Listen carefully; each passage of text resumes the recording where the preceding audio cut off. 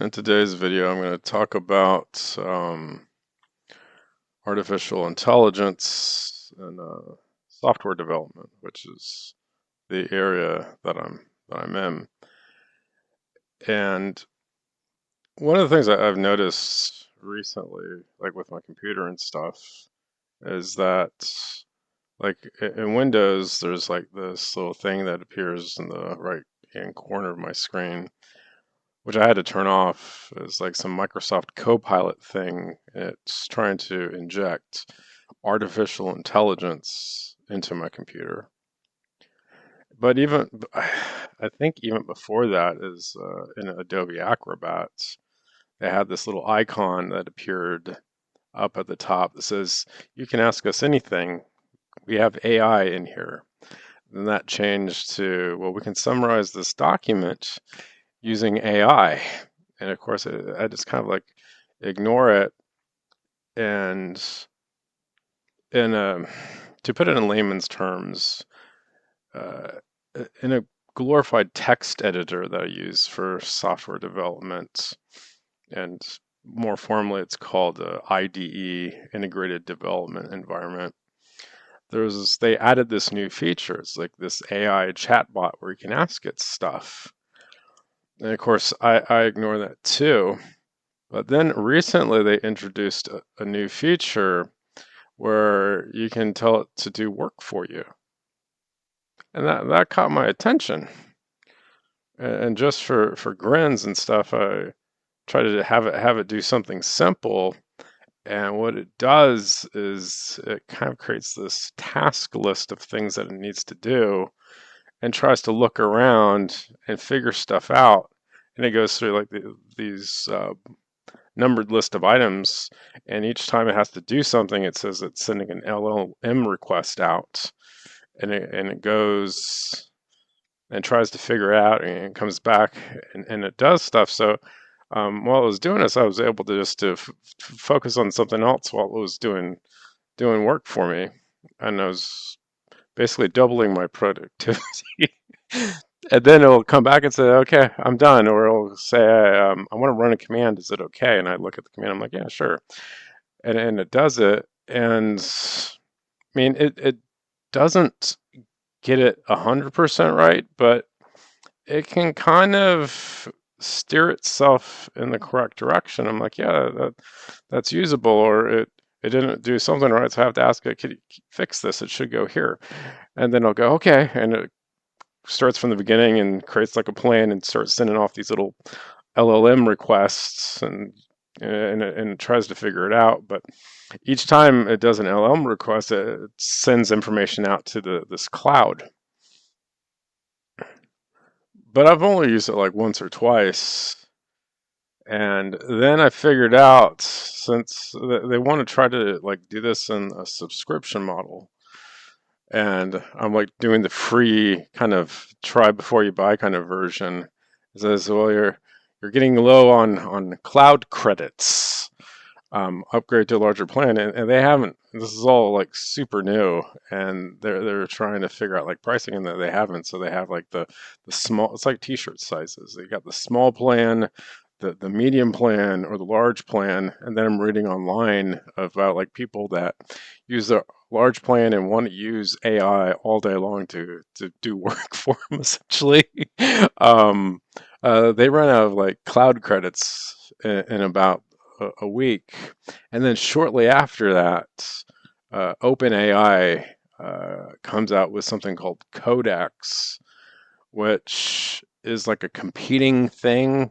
I haven't tried it or anything, but and then there's like these other companies that are trying to come out with uh, things to help software developers build code faster, and they're kind of built around subscription models. But before this, how things used to work is like if I was having problems or something and I wanted to look something up, I go to Google and I would ask Google, and then it would basically direct me to, it's always the same freaking website. It's a website called Stack Overflow or Stack Exchange. That's another one. but it's like a community of developers, and they have like the question and then the answer, and the answers are ranked by like some point system. But with this artificial intelligence thing, and they're starting to inject this into like a work environment where you're just not generating like silly pictures or something, but it's like saying, well, do you want us to do real work? I'm like, well, sure. But I'm sure you have like a group of people that are resistant to that kind of change because they're like of the opinion it generates inferior, messy code, and you do have to watch it. And there's like another thing where like large enterprise companies, they don't want their code going out to the cloud, and I've run into like web postings of like, can we run these large learning models on a local private cloud, but the resources required to do that are massive. They're huge. It's like an insane like graphics card that's far out of my price range to do that kind of thing. And there's actually, I guess, people out there that are trying to figure out how to run this in a private cloud so their proprietary data doesn't go out to some random third-party AI company. They want to keep it in-house, but I haven't tried like having it go in to a rat's nest of a code base and trying to look at things and fix things in there. But yeah, that's where things are heading now. And keep in mind that the energy required to do a artificial intelligence to service a prompt is more expensive than doing a web search.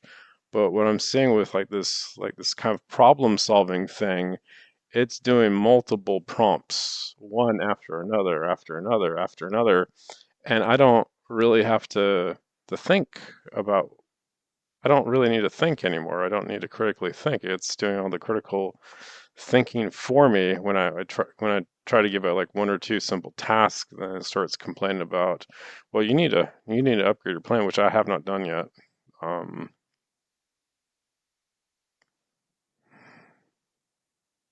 but yeah, that's where things are kind of where I see things are kind of trending towards now.